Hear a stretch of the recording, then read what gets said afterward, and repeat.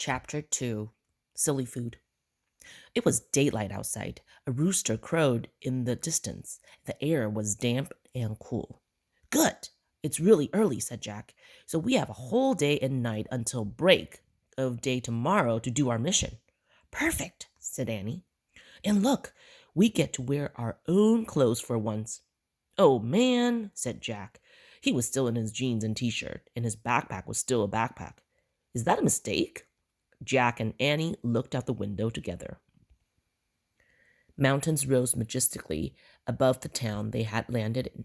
The tree house was the tallest tree in a grove at the edge of a quiet street.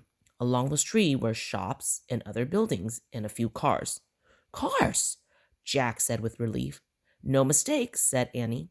Our clothes didn't change because we came to China in modern times. Jack reached into his pocket and pulled out some paper money. Cool. My clothes didn't change, but my money changed from dollars to Chinese money. Perfect, said Annie.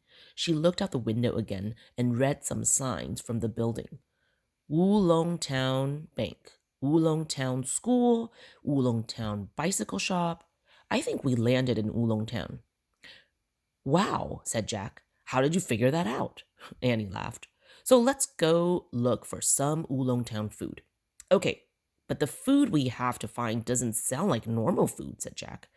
Grainy and good, but tough as wood? Annie smiled. You always find something to worry about, she said. Come on. Annie headed down the tree house ladder. Jack packed away their books in his backpack and followed her. Together, they stepped out from a grove of trees and headed down a busy sidewalk. Vendors were setting up stalls to sell craft and pottery. Some girls and boys were passing by carrying book bags. They were dressed in jeans, t-shirts, and sweatshirts. See, kids just like us, on their way to school, said Annie.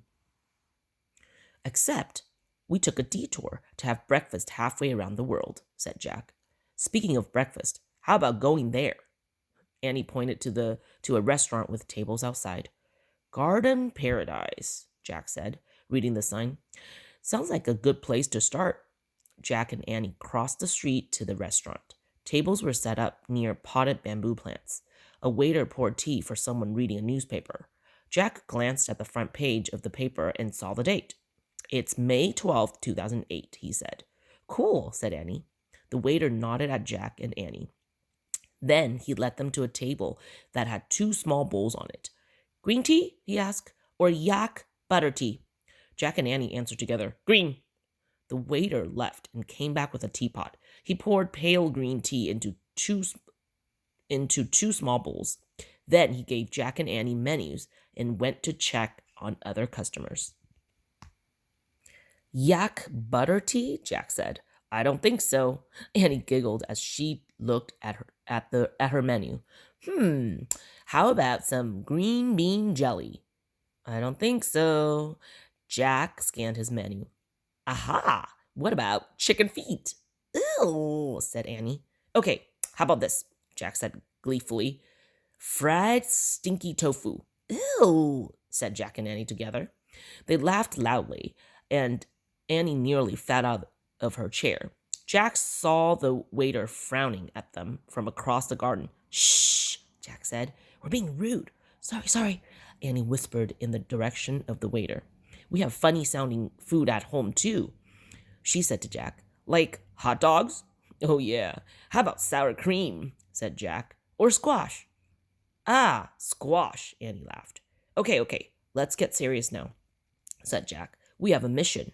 He took the little scroll from his backpack, unrolled it, and read, A healthy food, grainy and good, baked with love, tough as wood, round in shape, the color of sand, given to those who have lost their land.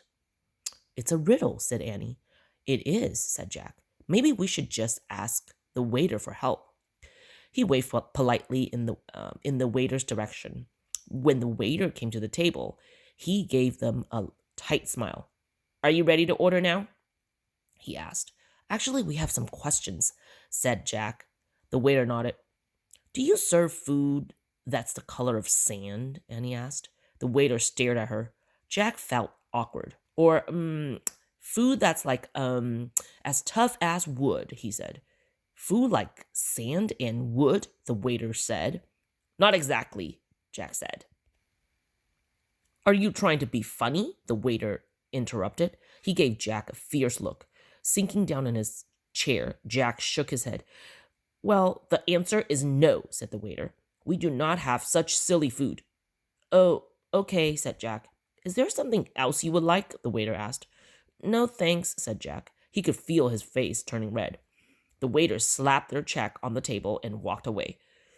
Whoa, we should leave, said Jack, standing up.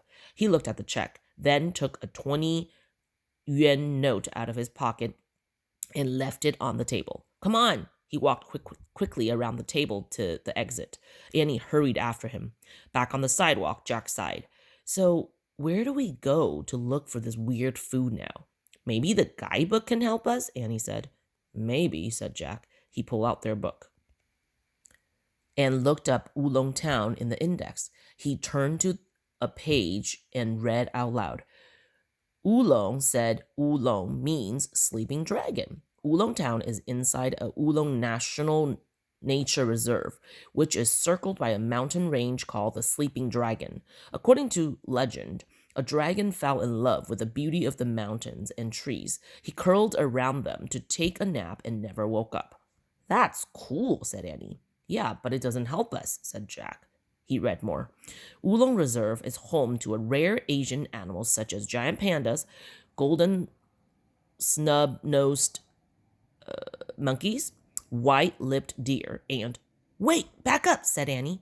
Did you say giant pandas? Yes, said Jack. Oh my gosh, said Annie. She covered her heart with her hands. My life's dream has finally come true. What life dream? Said Jack, looking at her. Pandas? Yes, I've always wanted to see real pandas up close. Haven't you? Said Annie. She took the guidebook and flipped through the page until she found photos of pandas. She read out loud. In 1980s, the Conservation and Research Center for the Giant Panda was set up in Oolong, reserved to be a safe haven for the animals. A panda center? We have to go there, said Annie. Now. Wait, said Jack. We have a mission. Why are you acting so crazy about pandas? I can't help it, said Annie. All my life I've wanted to meet real pandas. Remember my 2 stuffed animals, Rolly and Polly? I love them so much. You know that. Okay, but we have to stick to our mission, Jack said. We have lots of time to find that special food, said Annie. Oolong has other restaurants. It can't be that hard to find a weird food. Hey, I have a good idea. She gave the guidebook back to Jack. Then started off. Come with me. Wait, stop. Where are you going? Jack said. We passed a bicycle shop earlier, Annie called over her shoulder. I'll bet they rent bikes. What? Are you crazy? Jack put their book away and walked after her. Where is this panda center? He called. We might not have enough time to get there and back and complete our mission. Plus, renting bikes costs money. We don't know how much. Let's find out, said Annie. She started running up the street to the Oolong Town bicycle shop.